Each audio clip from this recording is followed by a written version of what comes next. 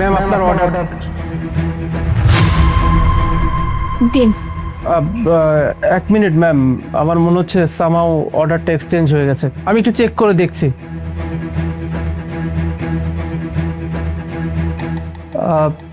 আপনি কি অর্ডার করেছিলেন ম্যাম? বাসায় বাসায় অনেক ইঁদুর হয়েছিল তো, ইঁদুর মারার ওষুধ অর্ডার করছি। সরি, আপনার অর্ডারটা অন্য একজনের সঙ্গে এক্সচেঞ্জ হয়ে গেছে। সমস্যা নেই, আমি সেন্টারে কল দিয়ে দেখছি। হ্যালো, ওকে ম্যাম, একটু সময় দিবেন, কিছুক্ষণের মধ্যে আপনার অ্যাকচুয়াল যে অর্ডারটা সেটা চলে আসবে। আপনাকে দেখে খুব চিন্তিত মনে হচ্ছে, কোনো সমস্যা? না না, আমি আমি ঠিক আছি। আপনার চোখ দেখে মনে হচ্ছে আপনি অনেকক্ষণ যাবৎ কান্না করেছেন, কোনো কি সমস্যার মাঝে আছেন? না না, আমি আমি ঠিক আছি। আচ্ছা, অর্ডারটা হয়তো কিছুক্ষণের মধ্যেই চলে আসবে, ততক্ষণ না হয় আপনার সাথে কিছু গল্প করে যদি আপনি পারমিশন দিতেন। আপনার বাড়িতে এই মুহূর্তে কে কে আছেন? বাসায় বাসায় এই মুহূর্তে আমি একাই আছি। না, আমি এমনি জিজ্ঞেস করছিলাম যে আপনার ফ্যামিলি মেম্বার কে কে থাকেন। আমার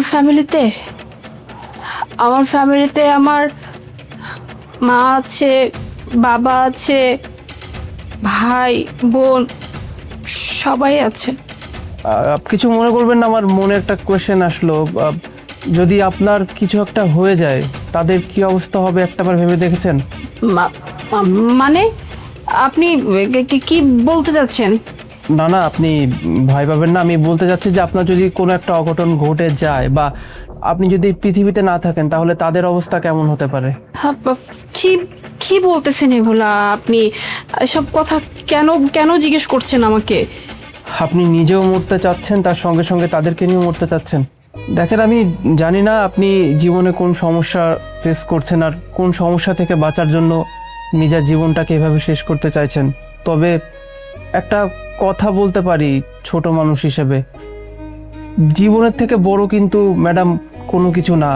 জীবনে বেঁচে থাকলে অনেক সমস্যা আসবে, সমাধান করার চেষ্টা করতে হবে, কিন্তু তাই বলে নিজের জীবন দিয়ে তো সেটার সমাধান করা উচিত না। কি বা হতে পারে আপনার জীবনে, হয়তো শাশুড়ির সঙ্গে ঝামেলা অথবা হাজবেন্ড মানে স্যারের সঙ্গে হয়তো কোনো ঝামেলা হতে পারে, আমি সঠিক জানি না, কিন্তু তার জন্য আপনি এভাবে জীবনটা দিয়ে দিতে চাচ্ছেন, এটা কি ঠিক? তো কি করব আমি? কি করব আপনি আমাকে বলবেন? আমি আমি যাকে বিয়ে করছি তাকে আমি ভালোবেসে বিয়ে করছি। ও আমাকে আমাকে অনেক ভালোবাসতো। আমাদের বিয়ের 2 বছর হয়েছে, কিন্তু কিন্তু আমি এখন জানতে পারছি যে ও ও অন্য একটা মেয়ের সাথে অ্যাফেয়ারে আছে। আর আমি যখন ওর সাথে অন্য একটা মেয়েকে দেখছি, আমি আমি সহ্য করতে পারি নাই। আমি একদমই সহ্য করতে পারি না যে আমার হাজবেন্ডের সাথে অন্য কেউ। আর এর জন্য আমি আমাকে শেষ করে দিব। আমি আমি বাঁচতে চাই না, কারণ আমি আমার হাজবেন্ডের সাথে অন্য কোনো মেয়েকে সহ্যই করতে পারবো না। ব্যাস ম্যাম, আপনি এত অল্পতেই ভেঙে পড়লেন। মাত্র 2 বছর হয়েছে আপনার বিয়ের, আর এর মাঝখানে আপনি মানসিকভাবে এতটাই ভেঙে পড়লেন যে নিজের জীবন দিয়ে দিতে চাচ্ছেন। সংসারে ঝামেলা হতেই পারে, অ্যাডজাস্ট হাজব্যান্ড ওয়াইফের মাঝে নাই হতে পারে, আপনি তো স্যারকে ডিভোর্স দিয়ে দিলেই পারতেন। মাত্র 2 বছর হয়েছে আপনাদের বিয়ের, এখনও সারাটা জীবন পড়ে আছে ম্যাম আপনার হাতে, কিন্তু শুধু শুধু এইভাবে ধৈর্যহারা হয়ে আপনি আপনার জীবনটা দিয়ে দিচ্ছেন। একটাবার আপনার ফ্যামিলির কথা চিন্তা করলেন না? যেই মা আপনাকে জন্ম দিয়েছেন সেই মার কথা চিন্তা করলেন না? আপনার আপনার বাবা, আপনার ভাই বোন, ফ্যামিলি, তাদের কারোর কথা আপনি চিন্তা করলেন না? এভাবেই আপনি চলে যাওয়ার সিদ্ধান্ত নিয়ে নিলেন, এত অল্পতেই হেরে গেলেন ম্যাম। সন্তান মারা গেলে মা বাবার তো অনেক কষ্ট হয়, তাই না? ঠিক স্বাভাবিকভাবে আমিও যদি মারা যাই তাহলে আমার মা বাবু তো অনেক কষ্ট পাবে, তাদেরও অনেক কষ্ট হবে।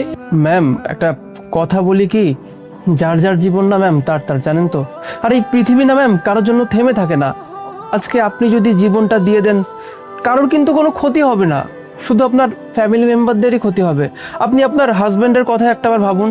আপনার হাজব্যান্ড হয়তো 2 থেকে 3 দিন কান্না করবেন, কিন্তু তারপরে দেখবেন অন্য কাউকে ঠিক বিয়ে করে নেবেন, তার মতো করে সে তার জীবনটাকে সাজাবেন।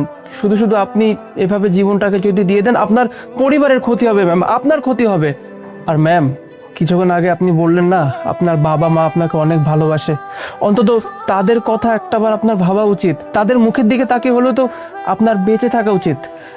ম্যাম, বিশ্বাস করেন, আমি এটা চ্যালেঞ্জ দিয়ে বলতে পারি, আপনি যদি একটাবার এটা অনুধাবন করতে পারেন না যে জীবনটা শুধুমাত্র আপনার, জীবন কারোর জন্য থেমে থাকে না, আর আপনি যে পাগলামিগুলো করতে যাচ্ছিলেন এটা যদি একটাবার আপনি অনুধাবন করতে পারেন না, আগামীকাল দেখবেন আপনি নিজেকে দোষ দিবেন যে আপনি কেন এই কাজটা করতে যাচ্ছিলেন, কেন অন্যের জন্য নিজের জীবনটাকে নষ্ট করতে যাচ্ছিলেন।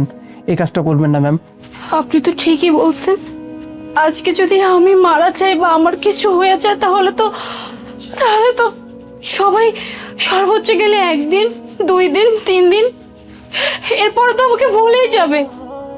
আমার হাজবেন্ডও দেখা যাবে কিছুদিন পরে তার নিজের জীবনটা গুছিয়ে নিচ্ছে, আমার কথা তার মনেও থাকবে না। কিন্তু কিন্তু আজকে যদি আমি মারা যাই, আমার বাবা, আমার মা, তারা যতদিন বেঁচে থাকবে ততদিন আমার কথা ভেবে ভেবে কান্না করবে। কারণ কোনো বাবা মা এটা চায় না যে তার চোখের সামনে থেকে তার সন্তান এই দুনিয়া ছেড়ে চলে যায়। অথচ আমি কিনা এই মানুষটার জন্য, যে মানুষটা কয়দিন পরে আমাকে ভুলে যাবে, সেই মানুষটার জন্য আমি আমার নিজের জীবনটাকে দিতে চাইছিলাম। আমার মা বাবার কথা আমি একটাবারও চিন্তা করি নাই।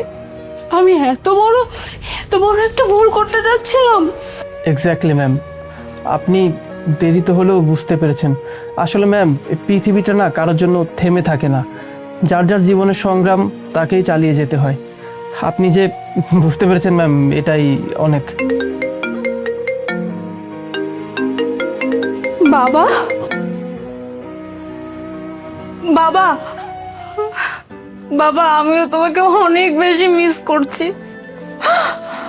আমিও তোমাকে অনেক ভালোবাসি বাবা। আই লাভ ইউ বাবা। কি বলছো? তোমরা সবাই আমাকে অনেক মিস করতেছো। আচ্ছা বাবা, তোমরা সবাই একটু অপেক্ষা করো। আমি কিছুক্ষণের মধ্যে আমি তোমাদের কাছে চলে আসতেছি বাবা। জাস্ট কিছুক্ষণ অপেক্ষা করো, আমি আসতেছি। মাকেও বলে রাখো যে আমি আসতেছি।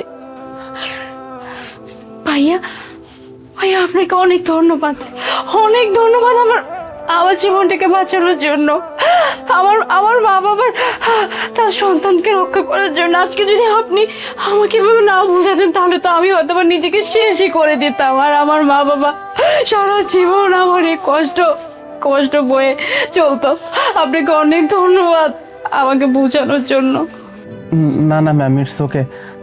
ভালো থাকবেন সবসময়, আর নিজের পরিবারের কথা চিন্তা করবেন। নিজের পরিবারের ভালো হয় এমন কাজ করবেন, কখনো নিজের ক্ষতি করার চেষ্টা করবেন না।